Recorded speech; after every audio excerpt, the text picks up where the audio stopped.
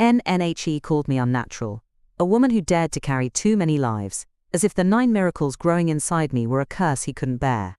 NNHell.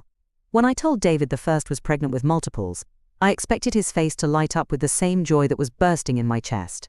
For 3 years we'd fought through the heartbreak of infertility, endless doctor visits, hormone injections, and the crushing silence of negative tests. So when the ultrasound revealed 9 tiny heartbeats flickering on the screen, I felt like I'd been handed a miracle wrapped in starlight.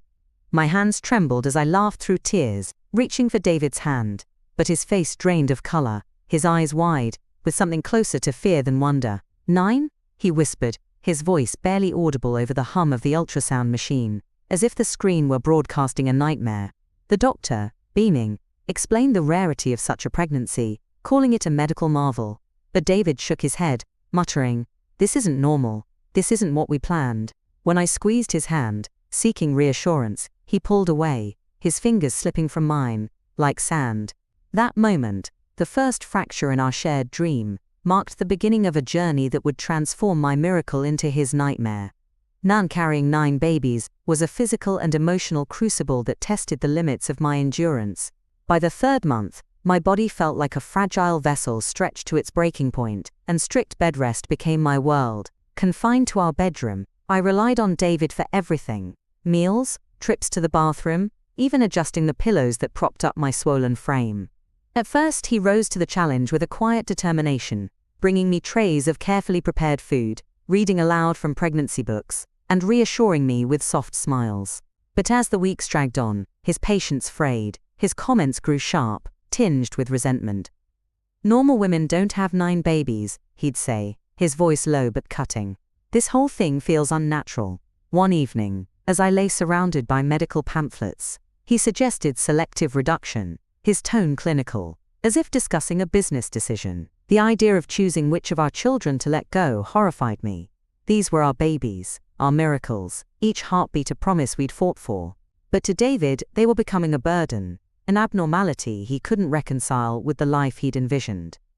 In NBY 7 months, David's withdrawal was unmistakable. He started staying late at work, claiming deadlines and meetings, coming home long after the streetlights glowed outside our window.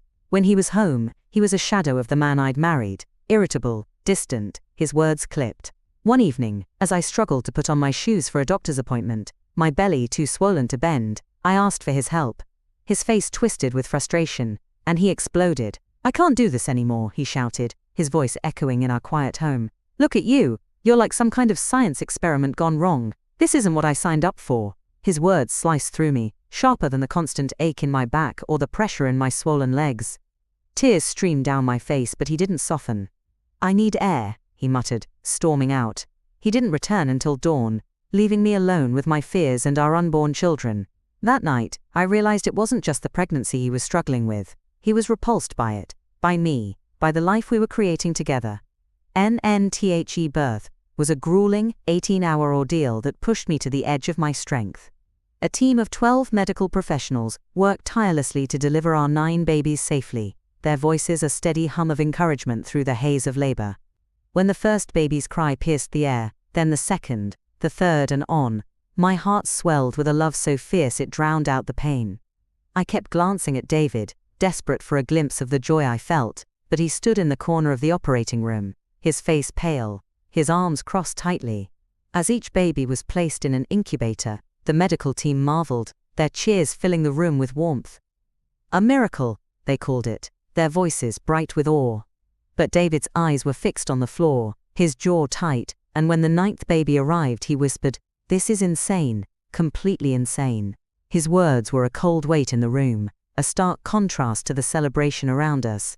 In that moment, as I lay exhausted but elated, I saw a man who couldn't share in the miracle that had redefined my life. The first weeks with 9 newborns were a whirlwind of chaos and love, a relentless cycle of feedings, diaper changes, and stolen moments of sleep. My body ached, my mind fogged with exhaustion, but every tiny hand that grasped my finger filled me with purpose. David, though, moved through our home like a reluctant guest. He helped with the basics, warming bottles, folding burp cloths, but his actions carried a heavy air of resignation. He'd change diapers with a grimace, as if the task were beneath him. and feed the babies with a mechanical detachment. One afternoon, as I nursed 3 babies at once, my arms trembling from the effort, he dropped a bombshell. "People are talking," he said, his voice low and bitter. "They're calling us a freak show. The woman who had 9 babies. They're comparing you to that Octomom woman." His words stung, not because of the gossip but because of the disdain in his eyes. "These are your children," I said, my voice breaking. "Our children." He shook his head, his gaze cold. "No, this is your thing. This is what you wanted." In that moment, I saw the truth. He was ashamed of our family, of me, of the miracle I cherished. Not 3 months after the babies were born, David's distance became a wall I couldn't breach. He barely helped anymore, spending his evenings locked in his office, or out with friends. One night, he sat me down, his face a mask of resolve. "I've been thinking," he said, avoiding my eyes. "This isn't working. This whole situation, it's not normal. You're not the woman I married. You're obsessed with these babies, and it's just too much." My heart pounded as I stared at him, the weight of his words sinking in. "They're our children," I said, my voice trembling with a mix of anger and disbelief. "They need both of us." He shook his head, his voice flat. "They need you. You're the one who wanted this. You refused to reduce the pregnancy. This is your choice, not mine." His words were a blade, severing the last threads of our marriage.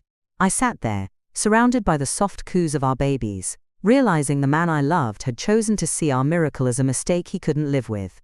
Not David moved out the next week, his suitcase packed with a finality that left me hollow. He said he needed space to think, but the divorce papers that arrived 2 months later told the real story. He cited irreconcilable differences and requested minimal custody, agreeing to child support but little else. When I called him, sobbing, begging to understand how he could abandon our children, his words were a final blow. "Those aren't normal children from a normal pregnancy.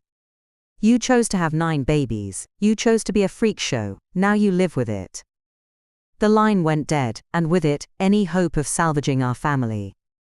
He walked away, leaving me alone with 9 beautiful, healthy babies who would grow up without a father, not because he couldn't be there, but because he chose not to be. He called me unnatural for giving him 9 miracles, but I call him unnatural for turning his back on them. Now, as a single mother, I face the chaos of raising 9 children alone. Every sleepless night, every shared giggle, every milestone is a testament to the love that fills my heart. They are my miracles, and I'll carry them forward no matter the cost.